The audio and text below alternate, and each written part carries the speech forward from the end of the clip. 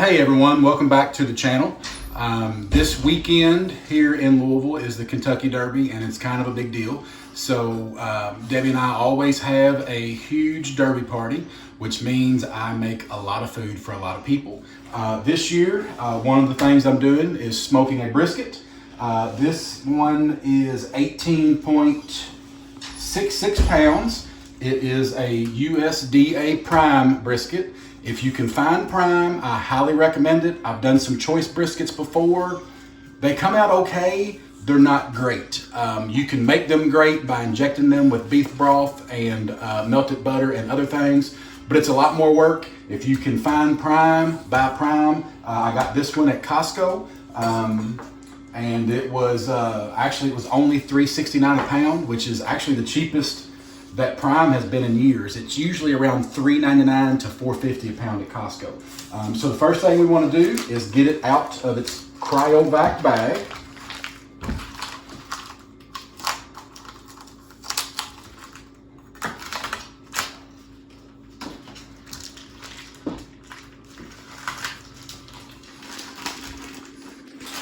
Those of you who have never done a brisket before, I know I have a lot of friends that are scared of them because they are so big, and you know, even at $3.50 a pound, you know, if you buy one this big, you're still spending 60, 70 bucks. They're not as difficult as people make it out to be. I've always had a lot of success with my briskets. And I've got several friends. My buddy Scott Cocola swears up and down that I make the best brisket he's ever had. And his opinion means a lot because he eats a lot of barbecue like we do. So the first thing you want to do is trim off all of this hard fat. This hard fat will not render down in the smoker. So you want to remove as much of it as possible. And I suggest when you trim your brisket, it's best to trim it when it's good and cold so that the fat is hard. If you let it come up to room temperature, that fat's going to get a lot softer and it's a lot more difficult to trim. But this hard fat needs to go.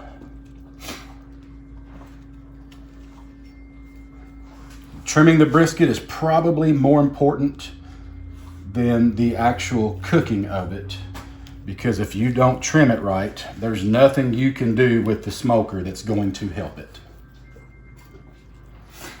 All right, some of this fat here that's hanging off, you want to cut it off. This stuff here, any silver skin you see needs to go because it's not going to render down. This stuff here, it's called silver skin, and it looks just like a thin layer of silver skin. Great observation there, wasn't it? All right, so fill this. This is hard. You want to come down through and get rid of that. And obviously, when you're trimming all this fat, you are going to lose some meat, but that's okay. You want to make this brisket as aerodynamic as possible so that when it gets in the smoker, that the smoke can evenly go over it. If you don't, you know, the smoke kind of will hit and sit somewhere for a little bit longer and the backside won't get as much smoke. This brisket, by the time I finished trimming it, it started at a little over 18 pounds. By the time I'm finished trimming it, it's probably going to be down to, I don't know, 14 pounds, 15 pounds. Okay, there's this area over here is really, really thin. That's just going to burn. There's no need to keep that. If you're into making your own sausage or burgers, that's perfect for that. Now, if you've never done a brisket before or don't know anything about briskets, the brisket comes from, on the cow, kind of from here down into the ribs. So it goes this way. So this thicker part is called the point, which is up here. And then the part that wraps around your ribs down here is called the flat. Each cow has two. And that's really the hard part about cooking brisket is, as you can see, this area is a lot thinner. And then when you get up here, you know, this is 6-7 inches thick. Down here, this is an inch thick. So it's really hard to get one to cook evenly because of the difference of the thickness. But what you want to do, all smokers have a hot spot, a place in the smoker that gets, you know, hotter than the other. So what I do is I place the point where it's facing the hot part, and then the smoke kind of hits it and stays here for a while before going over the top to get the rest of it. And if you do it right, it all hits the right temperature at the same time.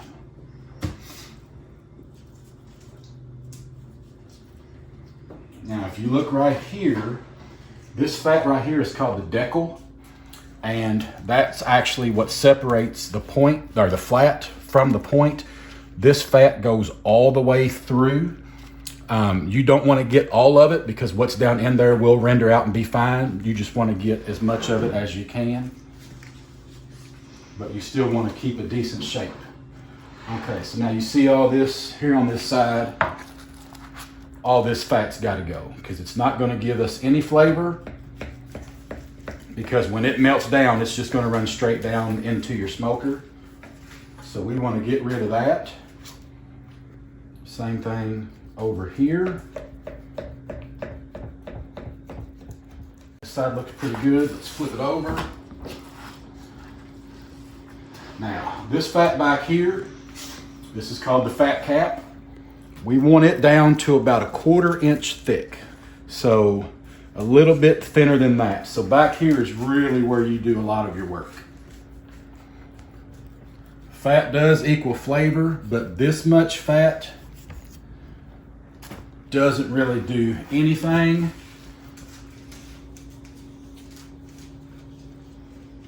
but sit there.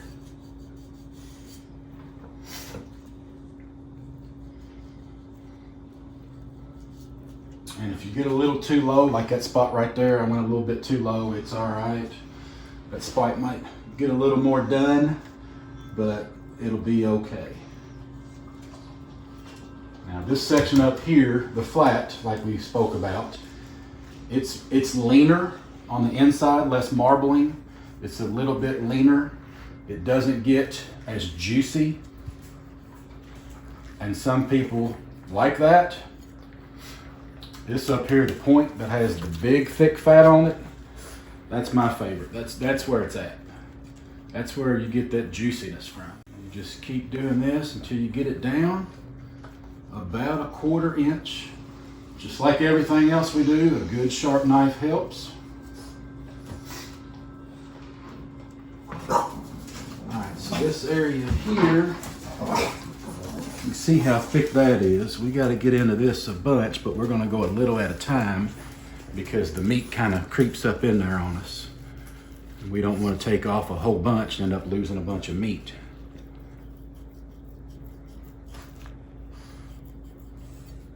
Yeah, got down a little too far right there, but that's all right.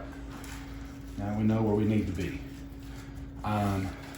Like I said, this brisket will end up weighing about 15 pounds. Which will end up feeding probably,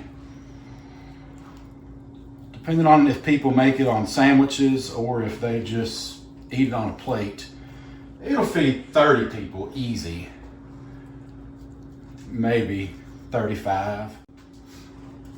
The hard fat's what you have to get rid of because it will not melt down. It's good for nothing. All right, now I'm just going to square this up. Like I said, you want it kind of aerodynamic.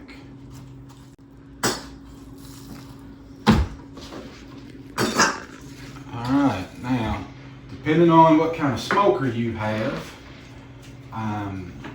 Depends on whether you put the brisket on fat side down or fat side up. And you can talk to 100 different people and you will get 50 that say one thing. Charlie's barking at something. You'll get 50 that say one thing and you'll get 50 that say something else. On my smoker, the heat comes from underneath, so I put the fat side down. All right, so now it's time to rub. This is just a brisket rub that I make. That's salt, pepper, and garlic salt, and a little onion powder. And basically, we are just gonna put a decently liberal coat. I like to go around the outside first. I don't go crazy with the rub. Some people do. Some people think the more rub they give it, the better the bark is. If you don't know what bark is on a brisket or on a pork butt, it's just, you know, that crunchy outside from where it's been sitting in the smoker so long. The seasonings and things, you know, kind of crest up out there. Get a decent coat on there. And I'm just gonna kind of push it in a little bit so that when I flip it, it don't come off. All right, and we're gonna get some on the end of this point. I mean, you gotta remember, this is a really thick piece of meat and you're only getting your seasonings on the outside of it, not on the inside. The inside, we rely on all that fat and marbling for all of our flavor. And when I make brisket, I want to taste the beef. I don't want to taste a whole bunch of injections or crazy rubs all over it. I want to taste the meat.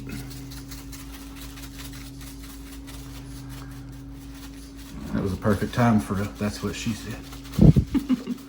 I didn't know if we were there yet with our audience. Probably not. Some of them.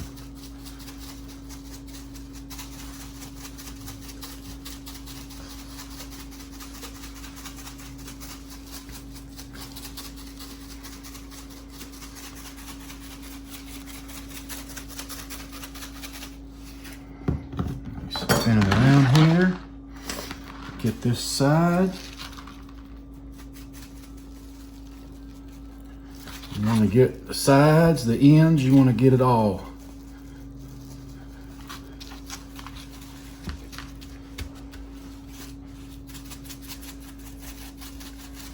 All right, that looks pretty good. Now what we're going to do is we're just going to let this sit right here for about an hour. Anytime you're cooking beef and beef only, you want it to come up to room temperature before you start cooking it. Because what happens is if you don't, and then you throw it on the smoker or a hot grill or something like that, it's too big of an adjustment and it can cause it to burn and dry out. And it will also bring down the inside temperature of your smoker. So I'm just trying to get all this rub off the countertops. Now this, we're going to smoke this at 225 and it's going to go until 165. When the internal temperature of the biggest part, which is the point, gets to 165, I'm going to take it off the smoker and then I'm going to wrap it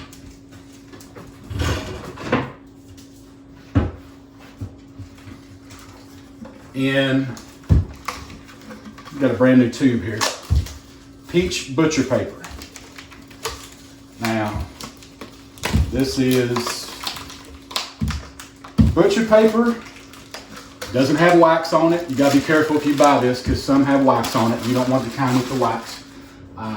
But once this gets to 165, we're gonna wrap it in this paper, put it back in the smoker, and then we're gonna take it until it gets to about 203. But it's done when I can stick my probe in it everywhere and it goes in like a toothpick in a cake. There's no resistance anywhere. It's super tender. That's more important than the temperature because sometimes they are perfect at 195 degrees and sometimes they're not perfect until they're 210 degrees. So probing it lets you know when it's finished. But what this paper does, once it hits 165, it's got all the bark it's going to get. You wrap it in this paper, and the paper will let the smoke come through, but it won't let any juices go out. So all the juices and moisture will stay inside the wrapping of this brisket because we don't want it to dry out. So I'm gonna let this sit for about an hour, and then we'll come back and I'll show you guys me putting it on. All right, we are out here at the smoker, ready to put the brisket on. Like I said before, we're gonna monitor it until it hits about 165, maybe 170, and then we'll take it off and put the paper on it. I'm assuming that's going to usually takes about 8-9 hours. So I'll set an alarm clock, get up in the middle of the night, come out here, wrap it, put it back on, and then we plan on this being ready to eat.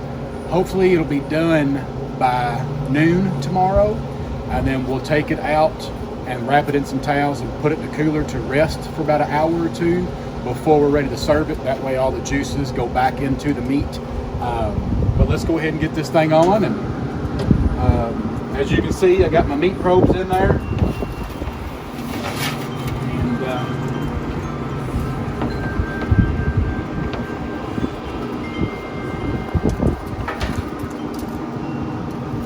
get it situated the way I want it.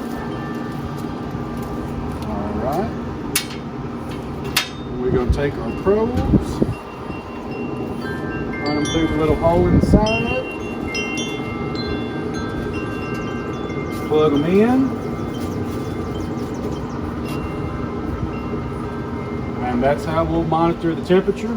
This is a pellet smoker, and the amazing thing about it is it has Wi-Fi on it, and there's an app, so I can turn my smoker on and off from my phone. I can raise and lower the temperature of the smoker from my phone, and I can check the temperatures of my meat from my phone. So I'll wake up in the middle of the night, I'll check my phone, and if it's there, if it's ready, I'll come out and get it and wrap it. If it's not, I'll set an alarm, for another hour later, get up and check it again, and I can be sitting on the couch and monitoring it before I go to sleep. So we'll be back later on when I pull it off. Debbie's gonna have to get up in the middle of the night with me to video me wrapping the brisket and putting it back on. Thanks. Hey, good morning everybody. It's been about 10 hours since we put these on, and the brisket has come up to the temperature that we want. It's about 165, so now we're going to go ahead and take it off and get it wrapped and then get it back on the smoker. So let's take a look at this.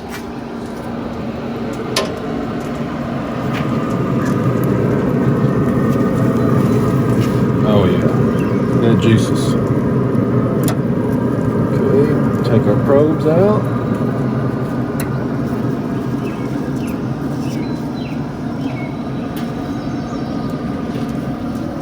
Get it over here. Cut right there. We're just gonna do that. I'm going to flip it this way. Get that. When we put it back on the smoker, we still got the fat side down. So we're going to hold this up like this. It smells amazing. Yes, it does. The dogs agree. Hold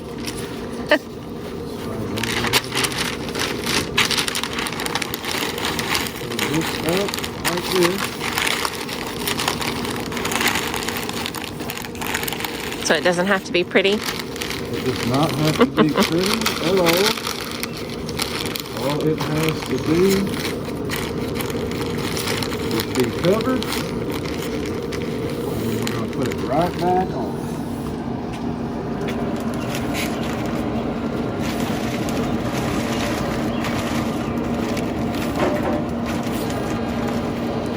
And get our probes put back in.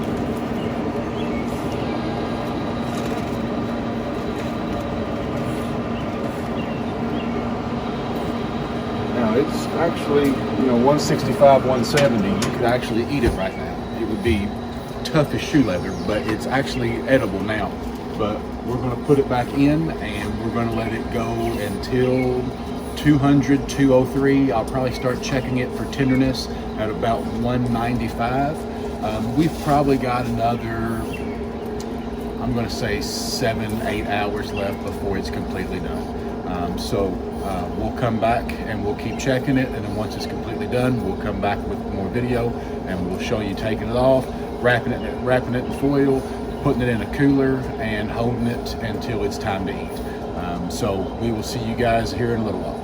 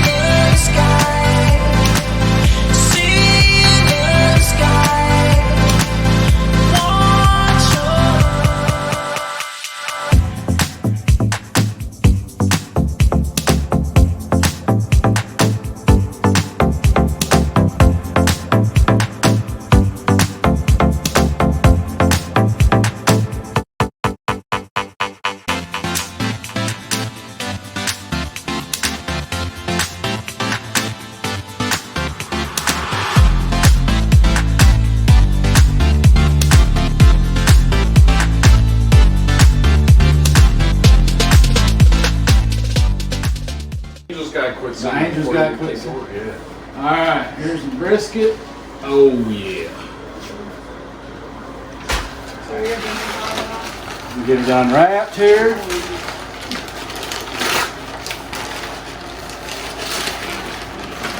Look at that bark. Can't see it. Paper stone line. I know. Wow. Wow. The unveiling. Just have it right there. Come on.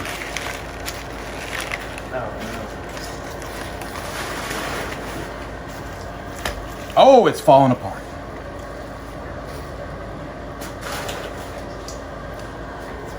All right, look at this.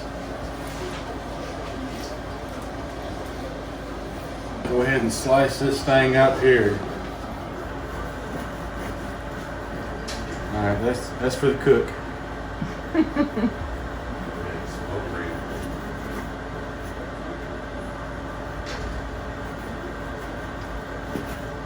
All right, so what you want, that smoke ring, look at it falling apart. Look at it. Look at it. Get you some of that. It's going to fall apart. Come here, Watson. Yeah.